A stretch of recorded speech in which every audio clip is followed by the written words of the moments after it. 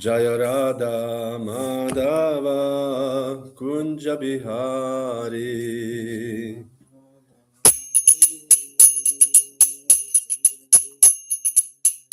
Jaya Radha Madhava Kunja Bihari.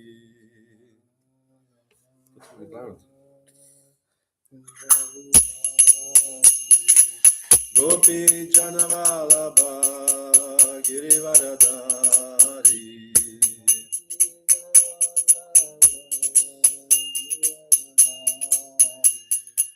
Gopi Janavalabha Girivaradari.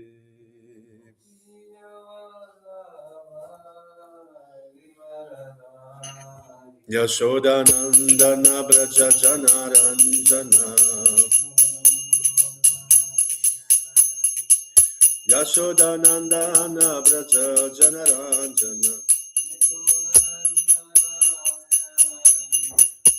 Yamunatira Vanachari.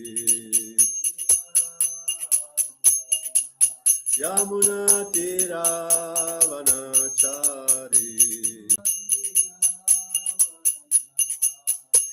Jaya Radha Madhava Kunja Bihari. Kunja Bihari. Śrī Radha Madhava ki Jaya.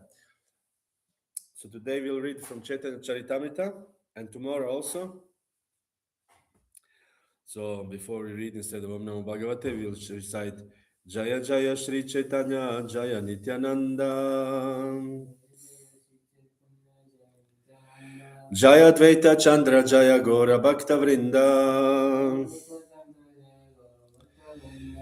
Jaya Jaya Śrī Caitanya Jaya Nityananda. Jaya Dvaita Chandra Jaya Gora Bhakta Vrinda. Jaya Jaya Śrī Caitanya Jaya Nityananda. Jaya Dvaita Chandra Jaya Gora Bhakta Vrinda. So we will be reading from Caitanya-caritāmṛta Madhya Lila, 15th chapter, verse 68. No, this is a different verse. Because I could read the other verse also, but I want to, there's a story before that story, so I want to read this verse. Raghavam pandite kahena vachana sarasa tomara shuddha preme ami hai tomara vasha. So this is Caitanya-caritāmṛta Madhya 1568. Translation. Śrī Caitanya Mahāprabhu next spoke some relishable words to Raghava Pandit. He said, I am obliged to you due to your pure love for me. So Krishna Chaitanya Mahāprabhu, as the Supreme Personality of Godhead, he is apparently very much obliged to his devotees. There's a verse in the Srimad Bhagavatam which says, Na paraye ham. This is a famous statement. When the gopis, the girls of maidens of Vrindavan, they entered the forest hearing the Krishna flute. Krishna started playing flute in the dead of the night. So these young girls, the gopis, they all heard it and they all left their homes, their security to go to the forest for Krishna. This is a very significant pastime. Because when Krishna plays his flute, the sound of the flute is so enchanting that nobody can resist Krishna's flute. So those who hear Krishna's flute, they're very, very fortunate. So the gopis heard Krishna's flute and they were running towards the forest. And then we know that traditionally in India, imagine a girl runs into the middle of the night in the forest to meet a man. This is not considered, you cannot come back really in many cases. So they actually risked their whole life, their whole existence to go to meet Krishna. This is significant because to actually achieve Krishna, to achieve the Supreme Personality of Godhead, one has to risk all kinds of material securities and inconveniences to achieve Krishna. Because Krishna in this age of Kali, Krishna appears as Chaitanya Mahaprabhu and he gives which no other incarnation has ever offered before. Anarpitacharim chirat karuna vatirna kala samaparitum unato jvala rasa sabhakti shriya. Unato ujvala rasa. Lord Chaitanya is giving this ujvala rasa, the madhurya rasa, which no other incarnation has ever given before. Because when Krishna, in different incarnations come, when Vishnu, different avatars, they will give you liberation, moksha. But we know within moksha, there's a different layers or varieties of moksha. And moksha can be just on a shanta. There's 5 different relationships to Krishna. Srila Prabhupada gives this example in Bhagavad Gita. Believe it or not, in the 1968, Prabhupada printed Bhagavad Gita, and he immediately puts there, first, we can relate to God in 5 different ways. Because people don't know this. They don't know, they think like, oh, God, and I'm a devotee of God, or people, in whatever religions, they think God is up there, and you don't even look. He said, we are not even allowed to look God, and we just have to look it down with a great humility, and God is all-pervading, He's all-powerful. This is one relationship. This is called Shantarasa. Shantarasa means neutral relationship when we relate to God as God. He's the supreme, He's big, and we are this small, and we are offering our obeisances.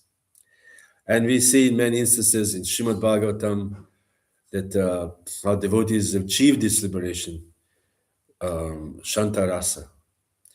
And Shantarasa is the relationship of neutrality, when you offer respect to God and you're offering from a distance, and then you revere the Supreme Personality of Godhead.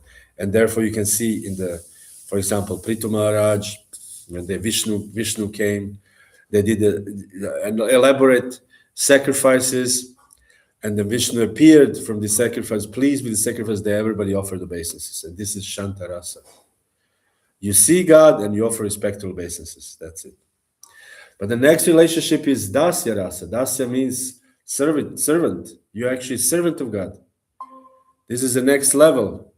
Next level means you are actually engaged in personal interaction with God.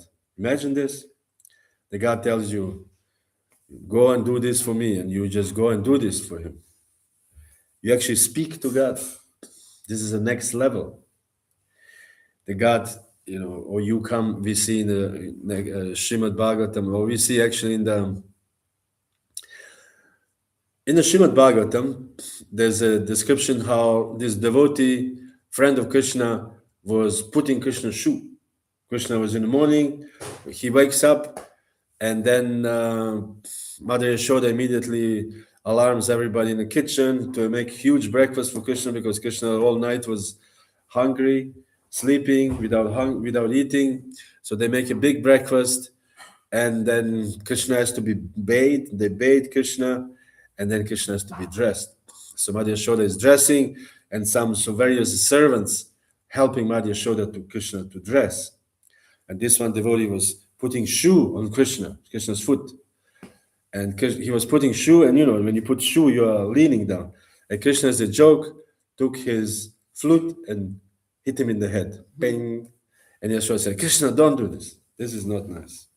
And the devotee was ecstatic because he was kicked by the Krishna's flute. So this is servitorship. There are all kinds of servants. They make Krishna's bed, they clean Krishna's room, and they do his laundry. There are all kinds of personal things.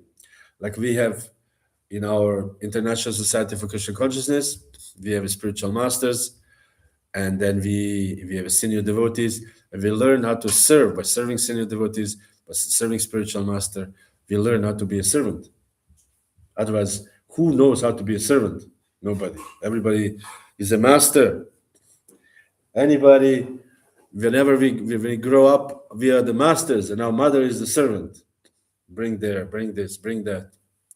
Wash our laundry, cook for us, clean the floor, and we are just standing there waiting. Give me money, I need to study, I need money. And we somehow think we are obliged they are obliged to serve us. This is what we think in the material world.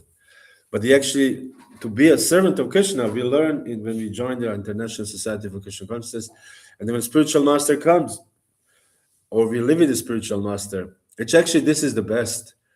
The best is to live with the spiritual master in the same Gurukula, in the ashram. Then we can do every day opportunity to serve the spiritual master. Right now, we have an International Society for Krishna Consciousness, spiritual masters who travel, and you see them once a year and from a 250 meters distance, and you say, oh, Gurudev. But, this is all right. But to have a service, a spiritual master every day, this is a challenge. And therefore, sometimes in International Society for Krishna Consciousness, we think only the Guru who are very far, who are very big, they are allowed to be, they're the real gurus. But actually, the person who is daily with you may be better for you. So eventually, this will happen in this ISKCON, and we see also in the Caitanya-caritāmṛta, it was more like a local. Gurus are more local. Even Caitanya Mahāprabhu took initiation from Ishvara Puri. He saw Ishvara Puri. It's not like he never met Ishvara Puri. Katak was not different from not far away from Navadvip. So Lord Chaitanya would see Ishvara Puri, and Ishvara Puri would come to Navadvip, and he would speak to Lord Chaitanya, and he said, "Oh, I remember you." He remembers Lord Chaitanya. So they knew each other, and in the same way, Raghunath Das Goswami actually he had a family guru who was guru for his family. So it's not like, only guru who has 10,000 disciples is powerful and guru who has two disciples is not powerful. This is not so. Gaur-Kishore Das Babaji had only one disciple, and that's the most powerful disciple. So to come back to the story, that when we serve the guru, we learn how to serve, actually. The immediate needs, we do, okay, spiritual master is sick, so I have to make some tea. I have to bring medicine. I have to drive him to the hospital. This is all service. We have in Jagannath Puri, during the Rath Yatra, before the Rath Yatra, Jagannath is sick. Actually, this is during the Rath Yatra. Jagannath is sick for 7 days. He has the pastimes of sickness. So they bring all kinds of nice drinks as a medicine for Jagannath to drink. And he's not allowed to go outside. It's the cold weather. So he stays inside and just drinks these hot drinks to get well. So this is how we serve. This is a servitorship. We serve Krishna. And then we have a next relationship. Next relationship is Vatsalya, and it's a friendship. And Srimad Bhagavatam is full of descriptions of friends of Krishna.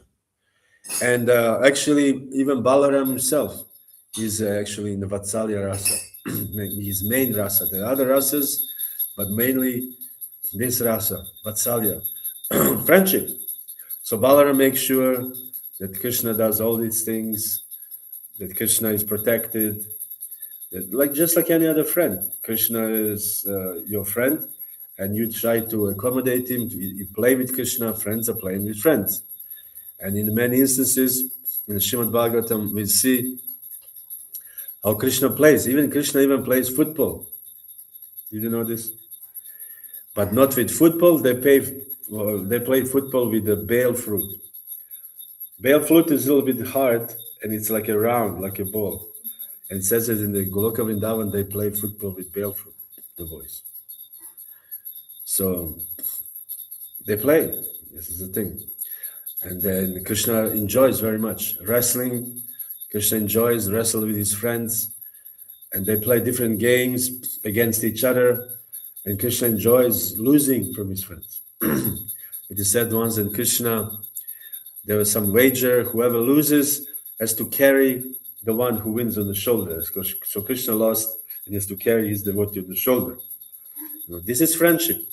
This is Vatsalya Rasa, friendship, relationship as a friend. So I'm speaking to this is a very high levels actually when you think about it, because mostly people what they think about religion is that we are worshiping God in Aishwarya, that we are worshiping God in awe and reverence. We worship Him from a distance is God, But these are the more detailed, actually, and more advanced, you could say, relationships. So next, after this relationship, there's an even higher relationship, which is called parental affection. This is even higher. While in friendship or in servitorship, you're serving Krishna, but there in parental, you think that you are the one who is Krishna is dependent on you. This is a high level. We have even in some religions, they say God is the Father. Father means the one who supplies, as I said. We sit there and the Father gives us money. Father provides the house for us. Father, we are just, yes, we are the good son or bad son, whatever. But in the Krishna relationship, a parental relationship is that the devotees think they are higher than Krishna. Imagine this. You think your Mother Yashoda thinks, Prabhupada says once in the 10th canto, the Mother Yashoda thinks, if I don't feed Krishna, he will die. Imagine that Krishna will die. Because she cannot see that Krishna is, in her, you can say, transcendental illusion. Because all these things are, to think that you're a friend of Krishna, to think you're a servant of Krishna, or to think you're a parent of Krishna, it's an illusion, but it's a transcendental illusion called Yoga Maya. What we live in the material world, this is called Mahamaya, or material illusion, that we think I'm the man, I'm the woman, I'm a dog, I'm a cat. The cat walks around and he thinks he's a cat, or an ant, think he's an ant. But or we think I'm the my own man and I can do things. But this is all illusion, actually. Illusion is to think that I'm a human being. This is also illusion. Illusion is to think that this is my home, this is my land. We have a passport. This is the most amazing, most ridiculous thing to have a passport. You belong to this land and you are proud. You have your flag. I belong to this nation. This is ridiculous. There's a verse in the Srimad Bhagavatam describing that those who think that they belong to a nation, a particular type of land, to belong to a certain family, or they actually saeva gokara. They're not different than a cow or an ass or a donkey, like an animalistic, because they don't understand. This is just a temporary arrangement. This country or that country, or this family or that family, or this body or that body is just a temporary arrangement in the material world. From a philosophical point of view, from personal, emotional, whatever, this is a different story. But from philosophical point of view of the Vedas, Vedanta philosophy and philosophy of Srimad Bhagavatam, Bhagavad Gita, we are not the bodies. We have nothing actually to do with this. This is just an illusion. There's a very nice story in the Srimad Bhagavatam describing how heavenly King Indra was cursed to fall down. He did some wrong thing. And they cursed him to fall down and to become an animal in the earth, planet Earth. So we know the Bhagavatam describes the heavenly planets, the most beautiful people, beautiful land. Everything is easy and wonderful. They said that if you don't want to die, you don't even need to die. If you don't never get sick, you are never. It's like everything is wonderful. The weather is all eternally perfect. Everything is perfect and beautiful and opulent. There's no poverty, no like we have here. And then he's a king of the heavens. So he's like the man. So he was cursed to become an animal. So he became a pig in this planet Earth. And he was very much absorbed. After some time you get gewöhnt. Nitya, what is gewöhnt? Get used to it. Get used to it. You just get used to this. And then he somehow thought, I'm a pig. And every pig has a wife and has children, piglets. And then his curse expired. So the demigods came and said, my dear Indra, it's finished. Let's go back. I said, no, I have so many things to do. I have a very important thing. I have my family. How can I leave my family? So I told him, this is not you. So this is exactly what's happening with us. We think I'm an Indian, I have a I'm Bharatiya, or I'm a German, I have this passport, I have that passport, or I belong to whatever race or whatever, I belong to Varna, or Arna, I'm the, Brahman, oh, this is Brahman, I'm from Brahman family, oh, very good, everybody thinks, he thinks it's very elevated. But this is all illusion, actually, all illusion, everything, because it's just a temporary manifestation, 30, 40, 50, 60, 70 years, and it's over. And then you don't know what is your next destination. We don't know. Maybe my next destination to become a dog. If I very much have a dog-like mentality, if I offended God, if I offended his devotees, then I may become a dog. And then what is my, and then you will proudly walking around and you think I'm a dog. Srila Prabhupada said that one ex-prime minister of India became a dog in Sweden. I don't want to say which one, but Prabhupada said this. He became a dog in Sweden. So imagine you're a prime minister, and then you become a dog in Sweden. I'm sure he has a nice karma. In Sweden, dogs are probably taken care of. But, do you want to become a dog? Some people do, actually. Some people do. Anyway, but this is all illusion. Dog, and next life you become again human, and next life you become demigod, and next life this, and there's all different designations of pāri. In Bhagavatam, Sārvabhauma Vinirmuktam tat paratvena nirmalam Hrishikena sevana bhakti ruchyate. Actually, everything in this material world, material body, means a designation. I'm just identifying with something which I'm not. So therefore, we are practicing Krishna consciousness to engage ourselves in one of these relationships with Krishna. So come back to the relationship. It's relationship of a parental relationship, and this is higher than the friendship in comparison. Of course, there's no higher and lower in the spiritual world, but just in comparison, that people are very much concerned about Krishna. When is Krishna going? When is Krishna hungry? Is Krishna cold? They're very much concerned about Krishna, to take care of him. And then even higher, or the highest relationship, is this Ujjvala Rasa. Ujjvala Rasa is the relationship of a conjugal relationship, like a amorous relationship with Krishna. And this is not much spoken about. You cannot find it much in the Shastra, because this is very most intimate relationship. So therefore, all the other avatars, when they come, they give different kind of moksha, different liberations, but none of them can give the relationship of Ujjvala Rasa, Madhurya Rasa, in relationship with the conjugal love with Krishna. Nobody can do this. None. Only Krishna himself.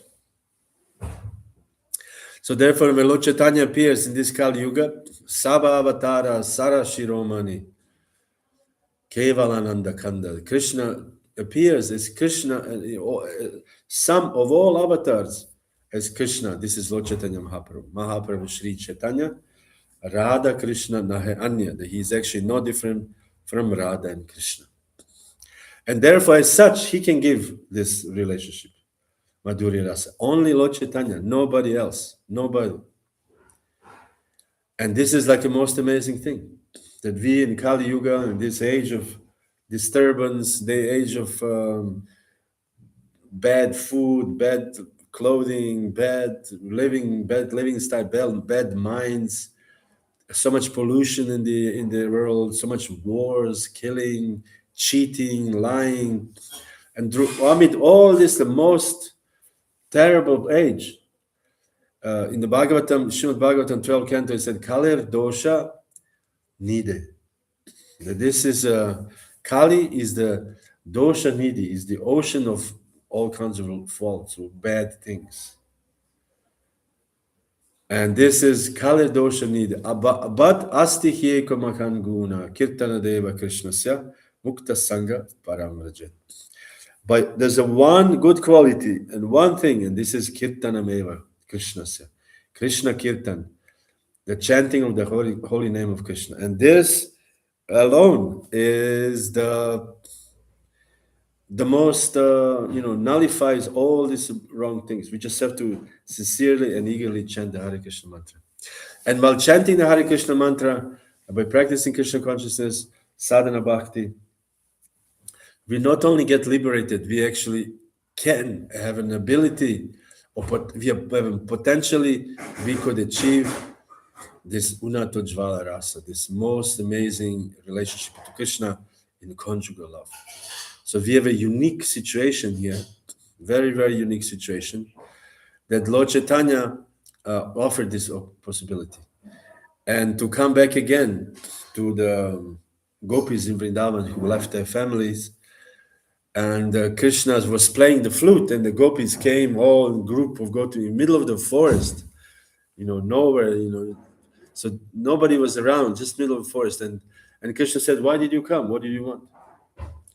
And the gopis said, "Well, we heard your flute. We cannot resist your flute. We have to come be with you."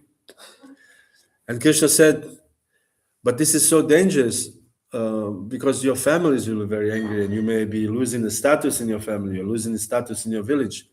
And the gopi says, "We don't care. We only want you." And then Krishna was so pleased with such devotion and such dedication that he said this famous sentence, "Na parayeham."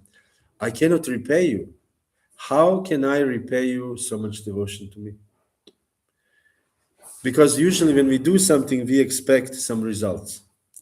When you do some tapasya, some austerity, we study until 2 o'clock in the morning every night.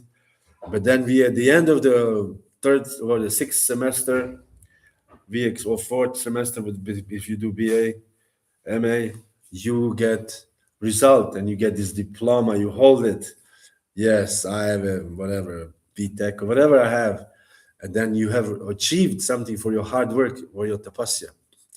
In the same way, people do tapasya to achieve some mystic realization. Yogis do tapasya, and they can fly in the sky, or they can expand themselves up to 9. It is described in the Srimad Bhagavatam. The maximum yogi can expand himself into 9 forms at the same time. Imagine, we are sitting here, and then we expand ourselves to 9 different forms. So this is mystic yoga, and we can, but still, we're expecting some results from this. And even if we do some austerities to chant and to practice and to do all these things, read scriptures, fast, to achieve moksha, so this is also, we get some result. But the gopis, they don't want any result. The gopis said, "We just want we just want to be your servants the rest of our eternity." So Krishna cannot give them anything. There's nothing you can give to gopis. They will not accept moksha. Gopis don't care about moksha. They will not accept mystic powers. Gopis don't care. Although the pure devotees, it is described, they possesses all the 8 mystic powers, 8 mystic siddhis. But they just don't need them. They just don't use them because they want only to be servants of Krishna. So Krishna said, only thing I can give you is your devotion. Only thing I can give you is more devotion. That's all I can give you. I cannot give you anything. And then this is also significant because devotion, prema, Krishna prema is the highest achievement in all the worlds, material and spiritual world. There is no higher achievement than Krishna prema. And Lord Chaitanya, Krishna is Krishna prema predhayate. He is the one who gives Krishna prema. So therefore, this is a unique opportunity for the devotees to actually achieve this Krishna prema. And we see, again, this beginning of the Raghava Pandit, Prabhu, Lord Chaitanya was so pleased with Raghava Pandit's service, he said, "I don't know, what can I give it to him?" They visited.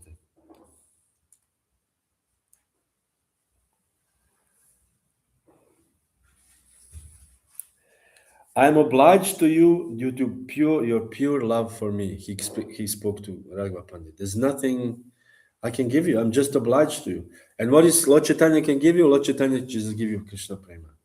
So if we act in such a way that Krishna Chaitanya becomes obliged to us, then we can expect some nice things for us.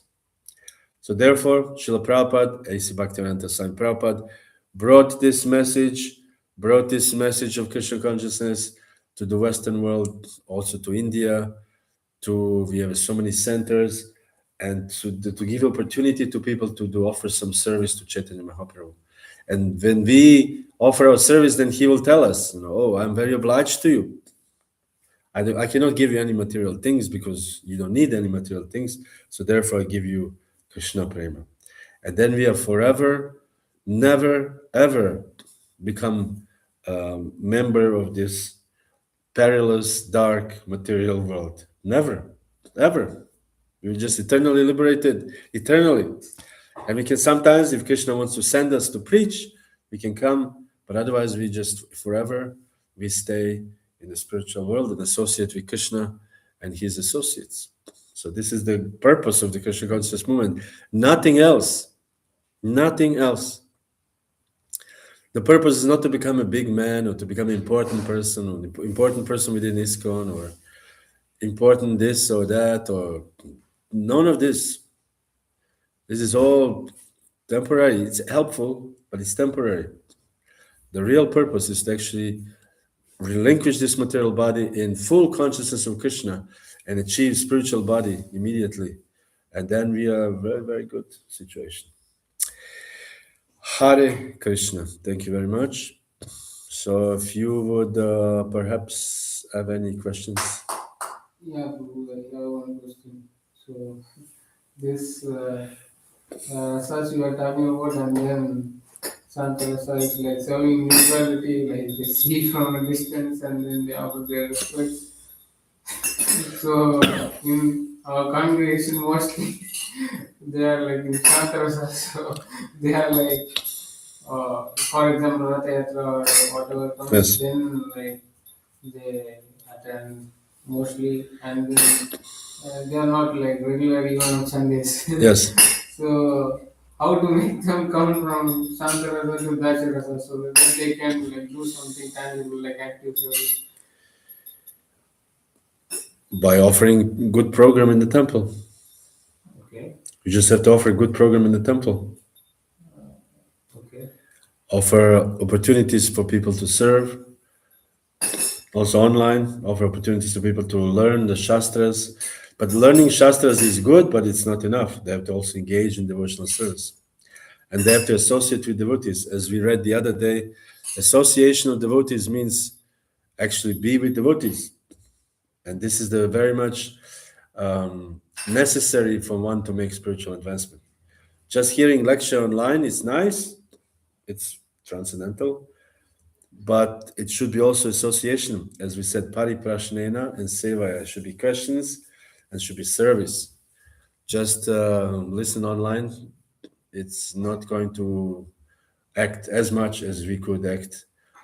Because ultimately, the things, Krishna consciousness, advancement in spiritual life comes from the mercy, comes from the above to the recipient. So when we think, I can just I can listen online and I can meet my guru once a year. This is nice, okay, this is good, but we can take like this many lifetimes, at least several lifetimes. But the association of devotees means, again, pāri prashnena and seva, asking questions and serving. So we come and serve the devotees. We offer questions. We ask questions, not provocative questions or challenging questions, but questions: how can I actually make progress in spiritual life? How? And then we read something and we have some question. How can I? So this is how it is. And we just have to offer opportunities for people to do this. That's why the bigger temple you have, the more opportunities there is, because there's so much service in the big temples. And offering good programs in the sense offering good programs, offering good kirtan, offering good lectures, offering opportunities to serve, offering, everybody has to, as Prabhupada says, every leader has to have a fresh challenge how to attract people to Krishna. It's a fresh challenge to every leader's brain. And this is also our service. As a leader, our service is to how can I create programs for Krishna, how can for the guests, What is a good thing? And therefore we have festivals. Festivals are not just, okay, let me just do some festival real quick. Festivals actually meant for attracting audience. All this Ratha Yatra, the outside Pandal program, and in the temple itself should be vibrant. Temple actually should be vibrant. And we see the temples which are vibrant currently. They're not many temples vibrant, but in Germany, they were very vibrant in the 90s when India was almost not existing.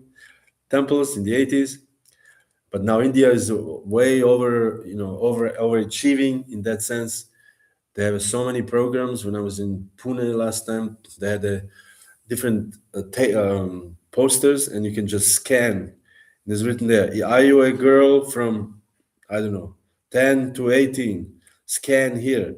Then you scan there, and immediately brings you to the world of, they give you lectures. I don't know what do they do. Are you a boy from this age to this age? Are you interested in joining the ashram? Scan here. You just do scanning and brings you to all kinds of lectures and this and this and that. And also they have all kinds of services and all kinds of festivals. So we have festivals, and education should be there. We offer this. We have different speakers, and you offer different kind of speaking engagements. Also, I know some temples offer instrument learning. You can learn mridanga, you can learn harmonium. We don't have this here, but this something like this, and some other ways. Each devotee can think about some other genius way to attract people to come. The whole point is to actually attract the temple, become attractive place, vibrant atmosphere. And when there's a vibrant atmosphere, people will come. Because now we have people come on Sunday and sometimes earlier Friday night a little bit. But in temples which are a little more active, there's a guest that come in every evening. And they know, every time I come, there's something. Or there's every evening lecture, for example. Like we have in Simachalam. Every evening there's a lecture, Bhagavatam lecture. So this is also attractive. You think, okay, I can stop by to hear a lecture tonight, or stop by for kirtan, something like this. But again, this is up to leaders, up to the temple leaders to, Prabhupada says, tax your brain. So tax your brain how to do it. Yes. Okay, anything else? Yeah, bro. Yes. Another follow-up on the same, regarding online lectures, you say it's nice, but there should be personal service, especially to Guru. So to Guru, now in ISKCON, we have ashram, there are communities which have ashrams like temples, but even there are no gurus are present. So what it means, as the Bhagavad Gita verse says, should we be personal servant of Guru, or what should be the aspiration? Well, we have a unique situation also in the Shastra. Nowhere is written in the Shastra that there should be international society for Krishna consciousness. This is our tradition. Actually, Gaudiya tradition is not as such that to have an institution. But this is a genius of Srila Prabhupada and genius of Bhaktisiddhanta Saraswati, who thought that the institution will actually be the extended hand of a guru, you can say. And therefore we have temples which are standardized, like a franchise, like you have whatever the chain of fast food, you have a chain of temples, they're all the same. The same program, morning program, Mangalarti, Guru Puja, the same songs. This is a franchise. The same principles we are following, the same lecture, Srimad Bhagavatam, we read the same lecture, same Bhagavad Gita as it is, same books. So this is actually an extension of, you can say in one sense, of spiritual master. So whoever comes and serve the temple and serve the devotees, this person actually indirectly serves the spiritual master. So therefore, this is called Madhyamadikari. Uttamadikari, they cannot see. They see, the Kanishtadikari is the neophyte devotees. They see only the guru comes from the airplane once a year. This is Krishna is there. Everything. This is all these people. because they don't have a developed vision and realization and understanding. But Madhyama Adhikari is a middle class devotee who actually understand the senior devotee in the temples are actually worthy of my worship because they practice so many years and I'm just a newcomer. So I should try to serve them. And in this way, we learn this, and by serving the seniors or whatever, I'm serving the temple authorities in one sense. This is actually serving, you learn how to serve Krishna. And then ultimately, after this will bring you to the point of taking initiation from a spiritual master. But this cannot stop, like now I got initiated, and these devotees are now useless because they are not my spiritual master. I only serve spirit. This is a very neophyte. And this is the danger that the ISKCON becomes, because of the institution, becomes a Kanishta movement. And then the whole thing is spoiled. So therefore we have to learn the Shastra, we have to associate with devotees to learn things like this, to don't stay on this Kanishta level. Okay, we have here who lift up a hand. Agni is gone. Hare Krishna. Oh, you are here. Hare Krishna, Prabhu. Yes, so the question was that the goal, as you explained, of a temple or ideally should be to attract people in such a way that they wish to come to temple every day, something we have to offer every day. Yes. But as we know, in our situation, that is not possible as of now. So, and the Sunday program that we are having is sort of a reflection of what is the mood of the temple throughout the whole week. Yes. So what should be our mood towards people or goal towards the Sunday program or motive while doing everything or planning the whole program? Yes. There's a one Christian saint, his name was Saint Francis of Assisi. He wrote one song, and it's a very interesting song. He said, do one thing, but do it right. So instead, you cannot, obviously, as you said, this is not possible at the moment. Talking about this community here. So do one thing, do Sunday feast right. Do one thing right. And this is a Sunday feast because all of you are working and studying, you're studying, you're students, and then you don't have time during the week. And the only time really is the Sunday. So make the Sunday really good. Have an Ishtagoshti and sit there and discuss how do we make Sunday really, really good, attractive. What is attractive to the Sunday feast? I can tell you when, I was running some temples, Sunday was the holy day for me. This was like a biggest day because this is the time when you have to, you are presenting, as you said, you are presenting who you are for the other 6 days. So what is the prasadam? First of all, what is the Sunday feast? Sunday feast is kirtan. Let's make the best kirtan. Not just, okay, we have a kirtan and somebody will sing, maybe somebody will not sing. I opened one temple once in one country, and the devotees were, we started the program at 4 p.m., Sunday program. And then devotees come usually 4:20 or 4:30 and 5 because they said, hey, it never starts at 4 anyways. And then the guest, we had some new guests. A new guest, you tell them at 4, so they come at 4 because it's written in the 4. They don't know. They're not devotees, Devotees, things like, 4 o'clock, who's going to, nobody will there. So they come, the guests come at 4, there's nothing. So I told devotees, this cannot be. We start the kirtan at 10 to 4. The kirtan has to sit and start already at 10 to 4. So when guests come, they should actually be already having something, kirtan. And this is the one thing. And second thing, I had me and one other devotee, we were standing at the door, in the entrance door, and greeting the guests. This is what I did also. Small temple also. I opened this center. There was also a house. It was not like a huge temple. And the Sunday feast was also up to 30, 50, up to 50 people. So it's not like some extraordinary, you can do it also. And there was a greeting. I was standing at the door, and whoever comes, I would greet them.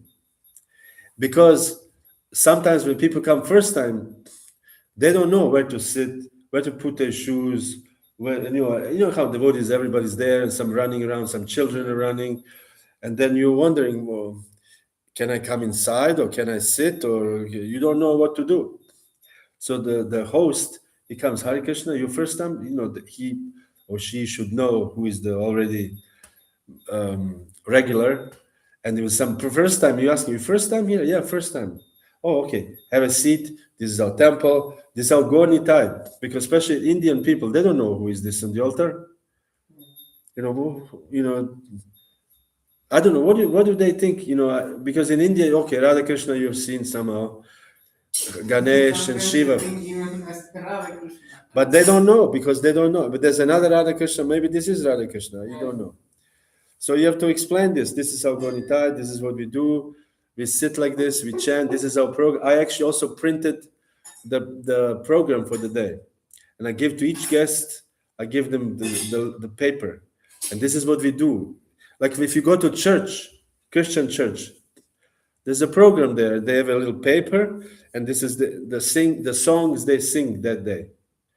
And you just sit there and then say, okay, now this is song. You open the page and it's this song, next song, next song. So like this, you have a program. You sing Hare Krishna mantra, then you write Hare Krishna, Krishna Krishna. So they can look, because people don't, okay, you have it on the wall, but people don't know. They cannot read it on the wall. They don't know what it is. So you give them on the paper, this is the program for today. And they said, oh, okay.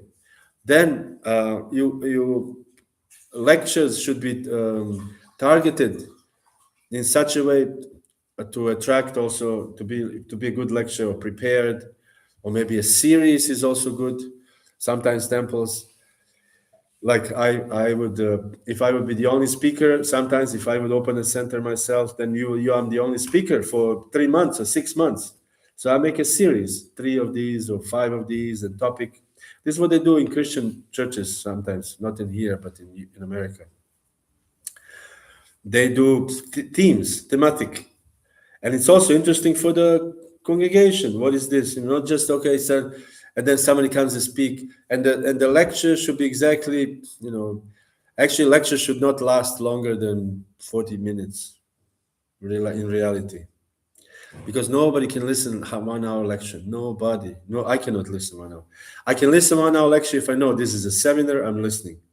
But some lectures, Sunday feast, and somebody speaks, and Krishna sent Bhagavad Gita, and then you think, oh my God, you don't know, he jumps to 100 different points. It should be, actually there's some scientifically, people who are scientifically researched, the lecture in churches for the congregation should not be longer than 20 minutes. Up to half an hour, the most. 20 minutes. So give 1 point, maybe half an hour. Limit to half an hour. And when the speaker comes, we said we speak 30 minutes.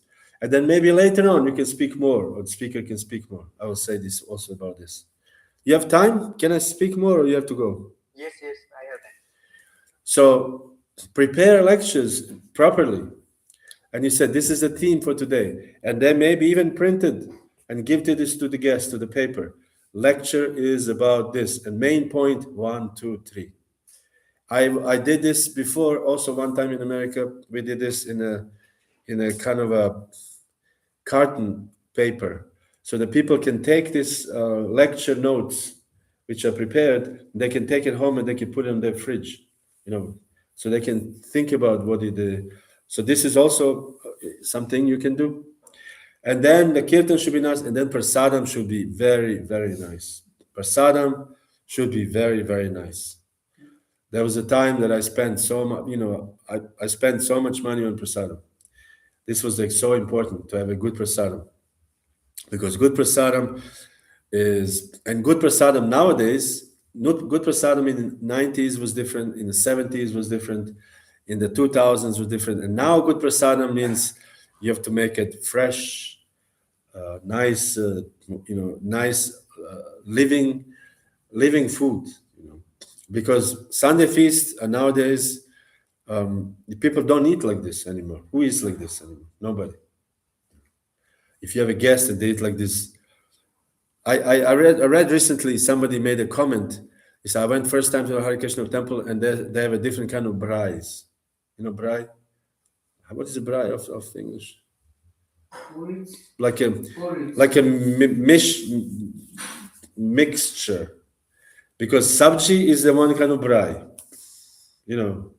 because for us it's like this paneer, whatever, but for them it's a one kind of bhari. Then you have a dal, which is a bhari. Then you have a rice, which is a bhari. Then you have a halava. So this is all bhari. Make it like this to look more interesting, to look more exciting, to make if it's maybe have like half steamed vegetables, a sabji with half steamed veg, doesn't need to be cooked to death. Then you make something interesting, something like unusual, or whatever. If it's salad, make some nice salad, or make some, I don't know, rice. Also some, I know in Rajumna Swami he makes pulao every time for the guests. He makes very simple. He makes pulao and puri or something like this. That's he gives to the guests. We don't need to have like a 65 there was never no standard that we may have to have and the people bring these boxes and fill it up, go and bring it home. This is kind of doesn't look good. We have to have a nice presentation. Like, for example, I was in Dinasharana Mataji place. What is the name? Wiesbaden. She has a temple. And she served, it was a Balaram's appearance day. And she served prasadam in glass bowls with these spoons, also nice spoons, not like, I say, wow, thank you. I said, Mataji, thank you, because usually we serve from the bucket, Bucket, you go to the kuh-stall, the cows, and you serve with the bucket. This is so not attractive. We don't think about this, but who eats from the bucket, in their homes? And also, okay, metal plates. She also, Dinasharana Mataji, didn't have metal plates. Porcelain plates. And I said, wow, this is, and so I give it a plate and nice food. You can see the food. Metal plate, everything is like, wow, and then you put like everybody gets a little bit of nice food, and then you eat it, and it's very cultured, and it looks really nice. And I said, what if it breaks? The plates are breaking. She said, yeah, I'll buy another one. Plates don't cost much. So something like this, then you make, whatever, the decoration of the temple, arrangement of the temple, the program, and then speaking to the guests. Has to be also there, speaking to the guests. Anyways, I'm speaking this, I did this so many times in the past, and maybe I will do it in the future. Right now, I have some other interest, but it's the duty of a leader of the community, leaders, to make it attractive for the people. What else I did? Papers. Kirtans have to be really good. Kirtans, I was scraping everybody. Whoever knows how to play, please practice harmonium. Please, I even paid some people I bought some instruments so the people could play some nice. When I joined, there was a band called Nityananda Band. And this band was so professional. The Sunday feast was like going to a concert. They played tambura, and whenever I became temple president, the first thing I buy tamburas, because this is so attractive. This boom, boom, boom, it's very easy to play. Just boom, boom, boom, 4, 1, 2, 3, 4, boom, boom, but sounds very nice. And then if you have a musician who play violin or who play some sitar. Once when I was in Venezuela, temple president, I bought sitar, I bought tambura, I bought flutes. I bought 2 flutes. And everybody in congregation, somebody could play something. And this was such a nice Sunday feast, become something else, the preview. So people could listen, this is, nicely singing. And so something like this, make it attractive. And also you have to become attractive yourself. So that means that you have to chant your rounds better, and you have to read more, you have to be more attractive as a devotee, and then people will see this. Okay, sorry I took too much of your time. It's already 9 o'clock. Uddhava Prabhu, sorry, you also lift up your hand, but I don't know. do we have time for this? Yeah, maybe next time, Prabhu. Yes. Thank you. Thank you. Sorry again. Srila Prabhupada ki Jaya. Hare Krishna. Hare Krishna. His Grace, Jai Sacinandana.